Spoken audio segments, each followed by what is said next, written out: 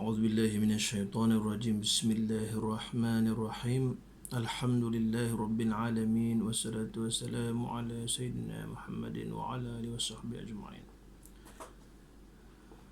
Alhamdulillah,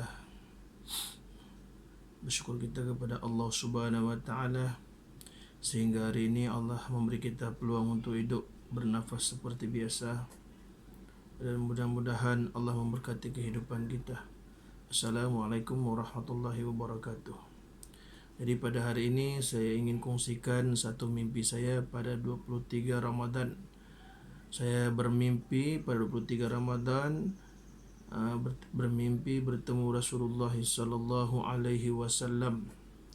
Jadi sepatutnya selepas saya bermimpi itu saya cadang ingin terus kongsikanlah, tetapi saya tidak ada kekuatan untuk kongsikan. Sebab bila saya teringat apa yang saya mimpi itu, saya rasa terlalu sedih. Sebab sebelum ini bila saya dengar orang lain mimpi Nabi, saya yang menangis. Jadi apalagi kalau saya sendiri yang mimpi. Jadi dengan izin Allah hari ini saya kongsikan mimpi saya. Ya, tidak juga lama, tidak juga berapa panjang mimpi saya itu, sekejap saja. Jadi dalam mimpi saya tu pada hari itu di satu tempat di Malaysia, satu negeri di Malaysia. Saya tidak mau sebut nama negeri itu, saya takut ada yang sensitivity terasa. Jadi masa tu orang kampung kecoh. Mereka mengatakan yang Nabi datang. Orang kata Nabi datang ke tempat tu, tempat di Malaysia tu. Jadi saya pun ajak isteri bawa isteri dengan beberapa orang lagi. Saya kata jom kita pergi bertemu Rasulullah SAW. Jadi kami naik kereta terus cepat-cepat pergi ke tempat tu. Jadi sampai di tempat tu lebih kurang jarak jauh sikit lah, lebih kurang ada berapa ratus meter dari Rasulullah. Saya nampak dari jauh Rasulullah sedang berjalan menuju ke satu tempat yang lain. Jadi masa tu saya berada di sebelah kanan, Nabi. Nabi masa tu sedang melangkah dengan cepat, macam berjalan dengan cepat menuju ke satu tempat yang lain. Jadi sambil Nabi berjalan tu macam dengan muka paras, dia punya paras rupa ataupun muka dia tu dalam keadaan yang bukan senyum, macam marah. Jadi macam marah, dia cakap, apa yang korang buat ni? Sambil dia berjalan, sambil bercakap, apa yang korang buat ni? Seolah-olah dia marah pada orang di tempat tu, di negeri tu. Jadi tubuh badan Nabi, saya kongsikan sedikit tubuh badan Nabi dalam mimpi saya tu. Dia bertubuh tinggi, lebih kurang macam lebih tinggi daripada pokok kelapa saya rasa. Sebab rumah-rumah itu sampai rumah-rumah tu saya tengok daripada jauh, diparas lutut hingga ke pinggang. Jadi saya nampak badan saja. Jadi masa tu Nabi bawa pedang berwarna emas.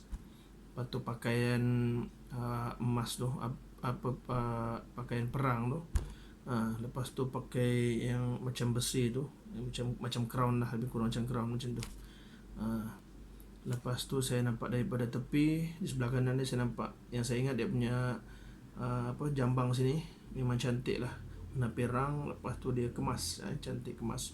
Muka dia putih kemerah-merahan. Memang handsome orang dia. Saya tengok dia seolah macam rupa-rupa Arab dan Mat Salleh sikit.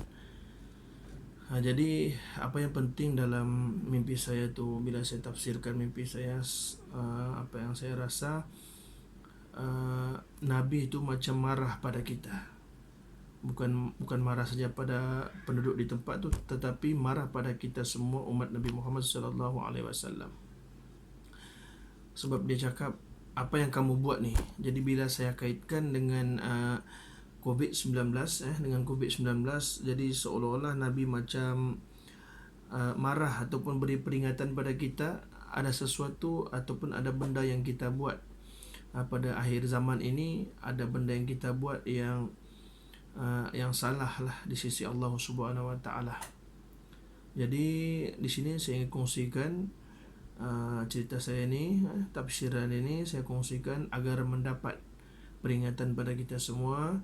Kita sama-sama, marilah saya menyeru pada diri saya sendiri, keluarga saya dan semua umat Islam yang menonton video ini, kita jadikan mimpi ini sebagai dorongan pada kita, sebagai dorongan pada kita agar kita dapat meningkatkan ketakwaan, keimanan, ibadah kita kepada Allah Subhanahu Wa Taala.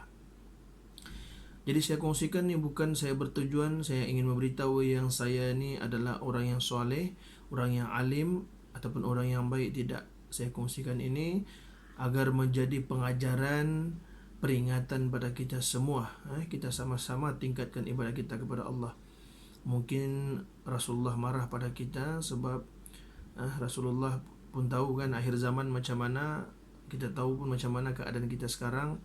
Jadi banyak ramai yang lalai yang lebih mementingkan duniawi.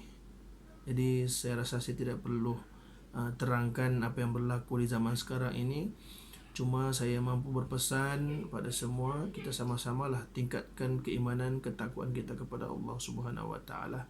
Mudah-mudahan di akhirat nanti kita mendapat syafaat Nabi Muhammad sallallahu alaihi wasallam. Kita perbanyakkan istighfar dan selawat kita. Mungkin mimpi ini ada kaitan dengan COVID-19. Mungkinlah. Saya juga bukan orang yang pandai mentafsirkan mimpi, tetapi saya tafsirkan begitu sebab mimpi saya tu ada kaitan dengan COVID-19. Berkaitan sebab yalah sekarang ni kan musim COVID-19, jadi saya rasa ada kaitan benda tu. Jadi mudah-mudahan Allah ampunkan segala dosa-dosa kita, segala dosa kedua ibu bapa kita. Mudah-mudahan Allah terima segala amal ibadat kita. Jadi saya rasa itu saja yang saya dapat kongsikan hari ini. Mudah-mudahan memberi manfaat pada kita semua. Jadi jangan lupa tolong subscribe dan share. Mudah-mudahan ramai lagi di luar sana yang dapat memberi peringatan, dapat kita beri peringatan pada mereka.